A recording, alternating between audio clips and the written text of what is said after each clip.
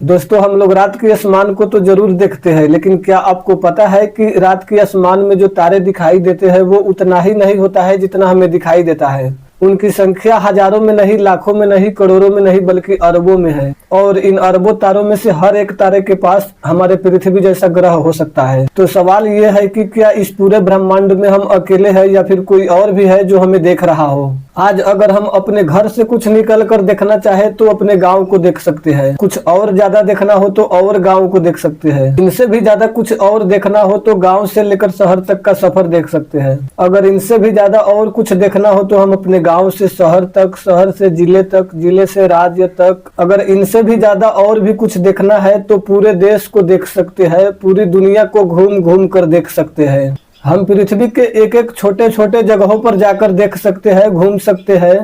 घूमने के लिए और देखने के लिए हमारा पृथ्वी ही बहुत ज्यादा और बड़ा हो सकता है।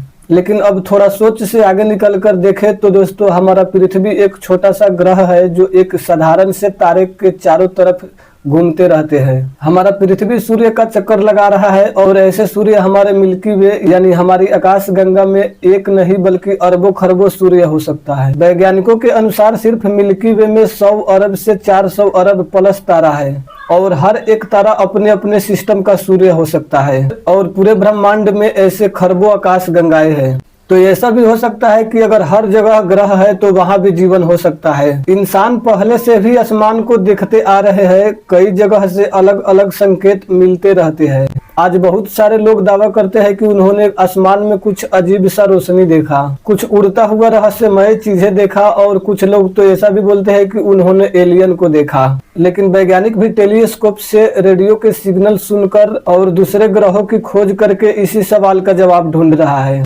जीवन जीने के लिए सबसे जरूरी चीज है पानी, सही तापमान, एनर्जी, और इसी कारण साइंटिस्ट हैबिटेबल जोन ढूंढते हैं। जहां ऐसा कंडीशन होगा वही लाइफ मिलने का चांस रहेगा। इमेजिन कीजिए दोस्तों थोड़ा कि कोई इंसान धरती से धीरे धीरे ऊपर जा रहा हो, धरती से बादल तक, और कुछ देर बाद वो उस जगह पहुंच जाता है जहां से धरती का आसमान खत्म होने लगता है। इसे कर्मन लाइन कहते हैं। स्पेस अचानक से शुरू नहीं होता है बल्कि धीरे धीरे शुरू होता है। यहाँ कोई दरवाजा या फिर कोई लाइन नहीं दिखता, बस धीरे धीरे हवा कम होने लगता है और फिर लगभग खत्म ही हो जाता है। अब इंसान जैसे जैसे ऊपर जाएगा वैसे वैसे उसे सांस लेने में दिक्कत होने लगेगा, और यही वो पॉइंट आता है जहाँ इंसान बिना ऑक्सीजन के सर्वाइव नहीं कर सकता है। स्पेस में कुछ नहीं होना ही खतरनाक होता है, ना हवा ना प्रेशर, और यही खालीपन इंसानों के लिए खतरनाक बन सकता है। स्पेस का एक और सच्चाई है कि वह पूरी तरह खाली भी नहीं है। वहाँ पर इनविजिबल पार्टिकल्स भरे हुए हैं, एनर्जी भरा हुआ है, और सबसे शॉकिंग चीज ये है कि पूरा स्पेस एक हिडन चीज से भरा हुआ है। वैज्ञानिकों के हिसाब से 5% ही ऑर्डिनरी मैटर है, यानी तारे, ग्रह, इंसान, सब कुछ जो हम देख सकते हैं। मतलब हम जो कुछ भी देख सकते हैं जैसे चांद, सूरज, ग्रह, गैलेक्सी, ये सब कुछ मिलाकर यूनिवर्स का 5% ही हिस्सा माना जाता है। 27% में डार्क मैटर है और 68% में डार्क एनर्जी माना जाता है। यानी हम जिस यूनिवर्स को देखते हैं वो यूनिवर्स का एक बहुत छोटा सा हिस्सा है। अगर थोड़ा बात करें डार्क मैटर की, तो डार्क मैटर को अभी तक किसी ने भी नहीं देखा है, लेकिन इनके इफेक्ट को महसूस किया गया है। जब कोई साइंटिस्ट मिल्की वे गैलेक्सी को स्टडी करता है तो उन्हें लगता है कि गुरुत्वाकर्षण ज्यादा होना चाहिए, लेकिन विजुअल चीजों से इतना ग्रेविटी नहीं बन सकता है। मतलब कुछ इनविजुअल चीजें हैं जो सबको पकड़ कर रख रहा है, और वही है डार्क मैटर। हम जिस यूनिवर्स में रहते हैं उनका 95% हिस्सा इंसान को दिखता ही नहीं है। इंसान अभी यूनिवर्स के सबसे छोटे हिस्से को समझ पाया है, असली यूनिवर्स अभी भी छुपा हुआ है। जब इंसान धरती पर खड़ा होकर ऊपर आसमान की तरफ देख रहा होता है तो वो तारे तो देख ही रहा होता है, लेकिन सच ये भी है कि वो सिर्फ रोशनी ही नहीं देख रहा होता है बल्कि वो उस दूरी को भी देख रहे होते हैं। मतलब इंसान उस ब्रह्मांड को देख रहा होता है जो इतना विशाल है कि इंसान की कल्पना बार बार उनके सामने छोटा पड़ जाता है। और फिर उसी क्षण लगभग हर इंसान के भीतर एक ही प्रश्न जन्म लेता है कि क्या इस असीम ब्रह्मांड में जीवन, चेतना, बुद्धि, जिज्ञासा, सभ्यता, यह सब केवल हमारी दुनिया पृथ्वी तक ही सीमित है, या फिर कहीं किसी दूर के तारे के चारों तरफ घूमने वाले ग्रह पर कोई और भी है जो शायद वो भी आसमान को देखकर यही सोच रहा है। मतलब जैसे हम आसमान को देखकर सोचते हैं कि क्या हम अकेले हैं या फिर हमारे जैसे कोई और भी है। तो यह सवाल नया नहीं है, बल्कि यह सवाल उतना ही पुराना है जितना पुराना इंसान का आसमान को देखकर चुप रह जाना है। हमारे पृथ्वी पर इंसान के लिए सब कुछ है, यहीं पर हमारे महासागर है, पर्वत है, भाषाएं है, प्रेम है, युद्ध है, संगीत है, सपने है। लेकिन खगोलीय पैमाने पर पृथ्वी बहुत छोटा है, इतना छोटा है कि पूरी आकाश गंगा को एक महाद्वीप मान लिया जाए तो पृथ्वी एक धूल के कण से भी छोटा लग सकता है। हमारा आकाश गंगा मिल्की वे एक स्पाइरल गैलेक्सी है जिसका तारे से भरा डिस्क 1,00,000 लाइट ईयर्स से भी अधिक फैला हुआ है। और हमारा मिल्की वे गैलेक्सी एक अकेला गैलेक्सी नहीं है, यह उन असंख्य गैलेक्सीज में से सिर्फ एक गैलेक्सी है जो पूरे ऑब्जर्वेबल यूनिवर्स में फैला हुआ है। हबल आधारित एक बड़े गैलेक्सी सेंसस के अनुसार ऑब्जर्वेबल यूनिवर्स में लगभग 200 अरब गैलेक्सीज होने का अनुमान पहले लगाया गया था, लेकिन बाद के विश्लेषणों ने यह संकेत दिया कि यह संख्या उससे लगभग 10 गुना अधिक भी हो सकता है। हमारे मिल्की वे गैलेक्सी में वैज्ञानिकों के अनुसार 100 अरब से 400 अरब तारे हैं। हम रात में आसमान को देखते हैं और जितने भी तारे दिखते हैं वो सब एक सूरज ही होता है। अब थोड़ा इमेजिन कीजिए दोस्तों कि आप कितने तारे देख सकते हैं, इसमें गिनती ही नहीं बैठ पाएगा। लगभग हम मान सकते हैं कि एक इंसान 2000, 3000, 5000 या फिर 6000 घूम घूम कर देखना चाहे तो देख सकते हैं। अब सोचिए, ये तारे लाखों तक भी नहीं पहुंच पाया देखने में, लेकिन इनसे भी ज्यादा लाखों करोड़ों यानी अरबों में तारे हैं हमारे सिर्फ एक गैलेक्सी मिल्की वे में। अब सूरज है तो ऐसा भी हो सकता है कि हर सूरज के पास एक एक ग्रह भी हो हमारे पृथ्वी जैसा, और मिल्की वे गैलेक्सी जैसा गैलेक्सी भी लगभग 200 से 10 गुना ज्यादा गैलेक्सीज हो सकता है। कितना अजीब सा लग रहा है दोस्तों, यहाँ तो कल्पना भी अधूरा लग सकता है। और अगर हमारे आसपास का क्षेत्र ही इतना विशाल है तो एक ही ग्रह पर जीवन पैदा हो रहा हो ऐसा मान लेना सबसे बड़ा अजीब दावा हो सकता है। लेकिन दूसरी तरफ ये भी सच हो सकता है कि इंसान के पास अभी तक पृथ्वी के बाहर के सभ्यता का पक्का सबूत भी नहीं है। हमारे पृथ्वी के पास मंगल ग्रह पर भी जीवन का तलाश हो रहा है। यहाँ पर कभी बहुत पानी था, नदियाँ थी, झील थी, पर आज वो सूखा है। लेकिन जमीन के नीचे अभी भी पानी हो सकता है। लेकिन स्पेस इतना बड़ा होने के वजह से ऐसा भी हो सकता है कि कहीं इंटेलिजेंट लाइफ हो सकता है, यानी ऐसा सिविलाइजेशन जो इंसान से भी ज्यादा एडवांस हो। कुछ साइंटिस्ट स्पेस से आने वाले सिग्नल को सुनते हैं तो उन्हें लगता है कि शायद ये किसी एलियन सिविलाइजेशन से आ रहा है, लेकिन अभी तक इनका भी कोई पक्का सिग्नल नहीं मिला है। लेकिन जीवन का चांस लगभग बहुत जगह पर हो सकता है। कुछ जगह ऐसा भी हो सकता है जहां लाइफ हो, लेकिन सिर्फ बैक्टीरिया लेवल की हो जो सोच नहीं सकता है, सिग्नल नहीं भेज सकता है। हो सकता है कि कहीं लाइफ अभी शुरू ही हो रहा हो या फिर इंसान से वो बहुत एडवांस भी हो। अब थोड़ा सोचिए कि अगर कोई सिविलाइजेशन इंसान से लाखों साल आगे हो तो वो शायद इंसान को नोटिस ही नहीं कर रहा होगा। जैसे इंसान छोटे छोटे जीव जैसे चींटियों को देखकर इग्नोर कर देता है, वैसे ही ग्रेट फिल्टर थ्योरी के अनुसार हर सिविलाइजेशन एक स्टेज पर आकर खत्म हो जाता है। जैसे क्लाइमेट चेंज या फिर टेक्नोलॉजी मिसयूज, तो हो सकता है इंसान उस स्टेज को पार कर दिया होगा या फिर वो कभी आ भी सकता है। या फिर ऐसा भी हो सकता है कि हर प्लेनेट पर इवोल्यूशन अलग होता है, तो शायद हर चीज का लुक, रहन सहन इंसानों से बिल्कुल अलग हो। अब सोचने वाला बात यह है कि हो सकता है कभी इंसान को कुछ जीव जैसा मिल भी जाए तो वो इंसान का दोस्त होगा या दुश्मन। अगर वो इंसान से ज्यादा इंटेलिजेंट होगा तो ये डिस्कवरी पूरे ह्यूमैनिटी को बदल सकता है। जैसे रहन सहन, पॉलिटिक्स, साइंस, सब कुछ बदल सकता है। यूनिवर्स अभी शांत है तो इसका मतलब ये नहीं हो सकता है कि वहाँ कोई नहीं है। हो सकता है कि वो इंसान को देख रहा हो और बदलाव के लिए सही समय का इंतजार कर रहा हो। लेकिन साइंटिस्ट भी इनके लिए तैयार है। जैसे नासा, सेटी इंस्टीट्यूट, ये ऑर्गेनाइजेशन स्पेस से आने वाले सिग्नल को लगातार मॉनिटर कर रहा है। अगर कोई सिग्नल मिलेगा तो उसे तुरंत वेरीफाई कर सकता है। मान लेते हैं कि कभी एलियन का सिग्नल मिलता भी है तो उसे पहले कंफर्म किया जाएगा कि यह सिग्नल नेचुरल सिग्नल नहीं है, और फिर चाहे तो पूरी दुनिया के साइंटिस्ट को भी बताया जा सकता है, पब्लिक अनाउंसमेंट भी किया जा सकता है, क्योंकि इसे छुपाना आसान नहीं हो सकता है। 1977 में इंसानों ने इतिहास का एक बहुत बड़ा मिशन लॉन्च किया था, वॉयेजर 1 और वॉयेजर 2। इन दोनों स्पेस क्राफ्ट को नासा ने भेजा था और इनका मुख्य लक्ष्य ये था कि हमारे सौर मंडल के बाहरी ग्रहों का खोज करना।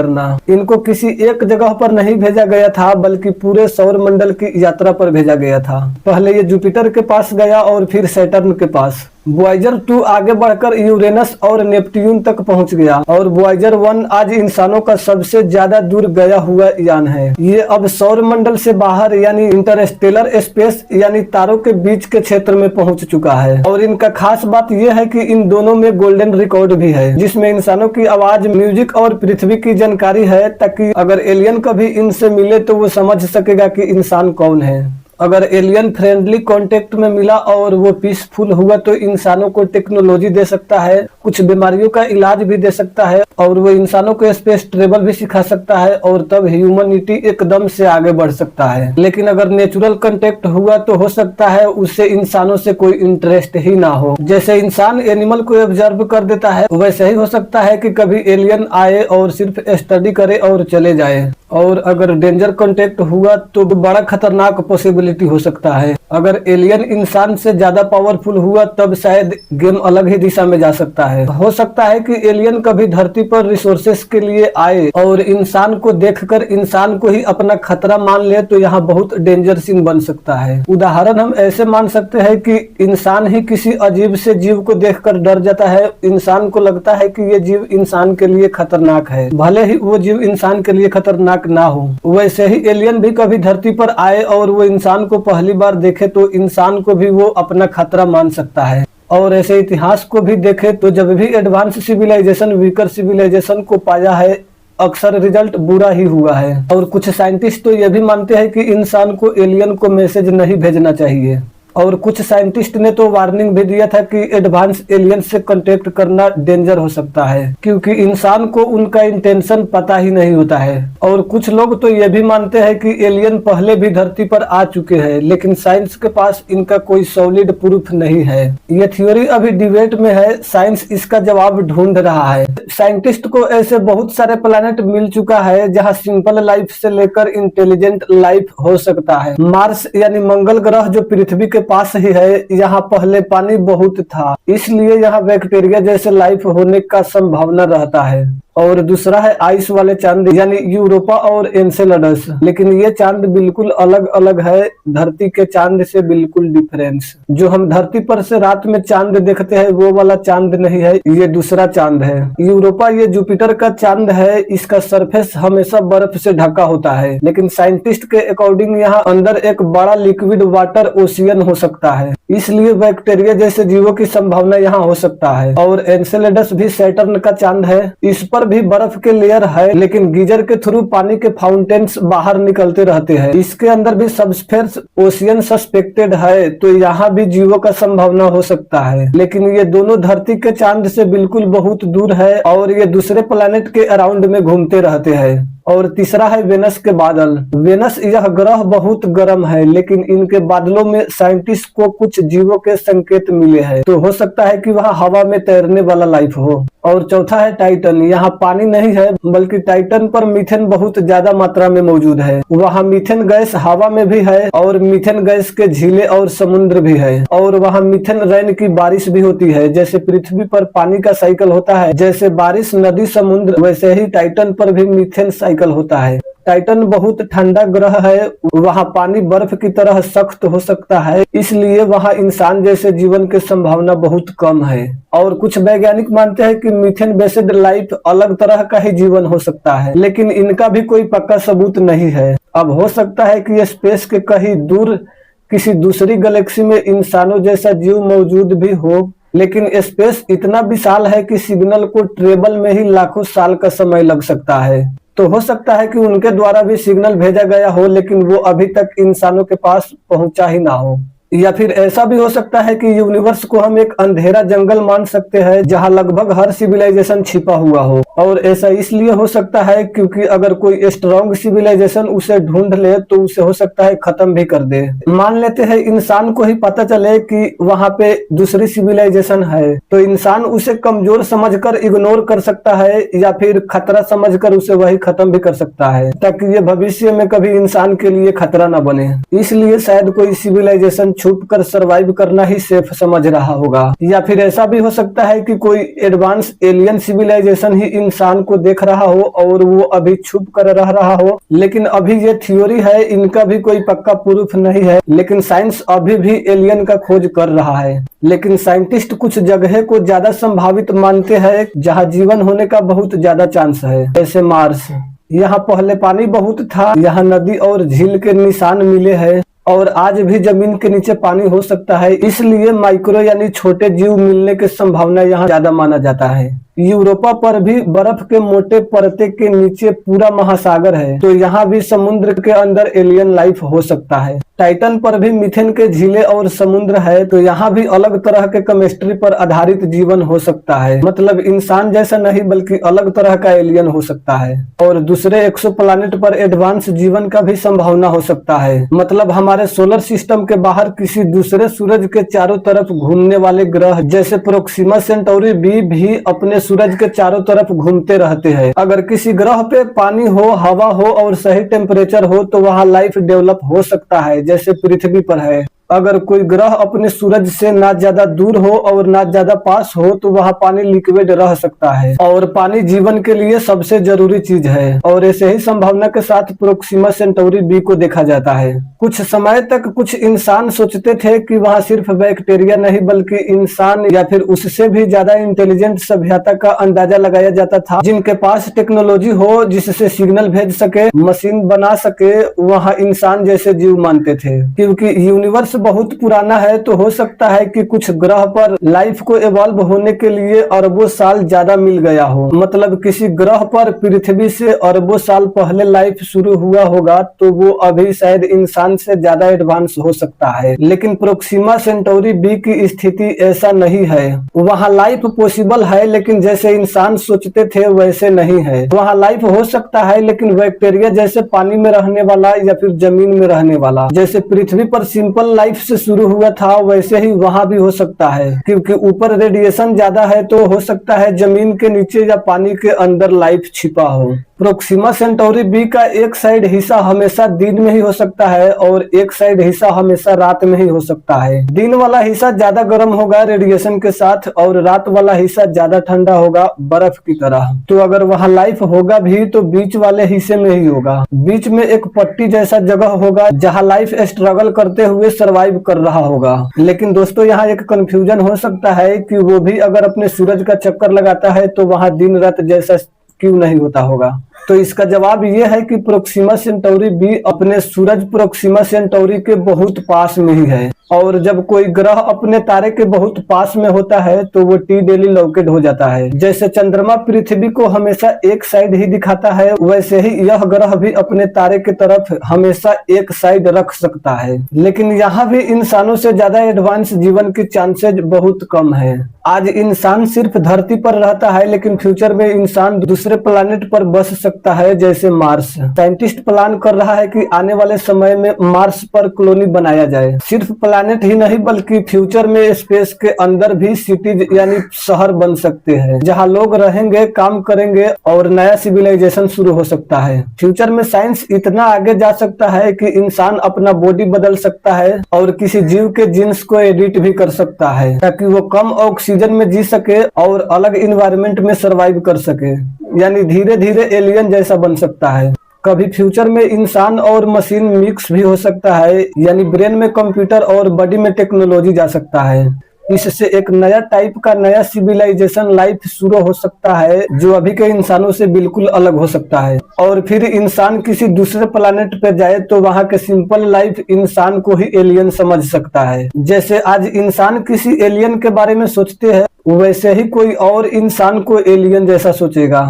दोस्तों एलियन का मतलब होता है प्राग्रहरी, यानी किसी दूसरे दुनिया के जीव को एलियन कहते हैं। कुछ एलियन इंसान से मिलता जुलता हो सकता है, जैसे आंख, हाथ, पैर, दिमाग वाले सिमिलर हो सकते हैं। और कुछ एलियन बहुत छोटे हो सकते हैं, बैक्टीरिया जैसे माइक्रोस्कोप से देखने वाले। कुछ प्लानेट पर सिर्फ ओशियन हो सकता है, तो वहाँ की लाइफ मछली जैसा है या फिर पूरी तरह अलग एक्वेटिक फॉर्म में हो सकता है। कुछ एलियन ऐसा भी हो सकता है जो एक्सट्रीम कंडीशन में जीता होगा, बहुत ज्यादा गर्मी में भी और बहुत ज्यादा ठंडी में भी और बहुत ज्यादा रेडिएशन में भी।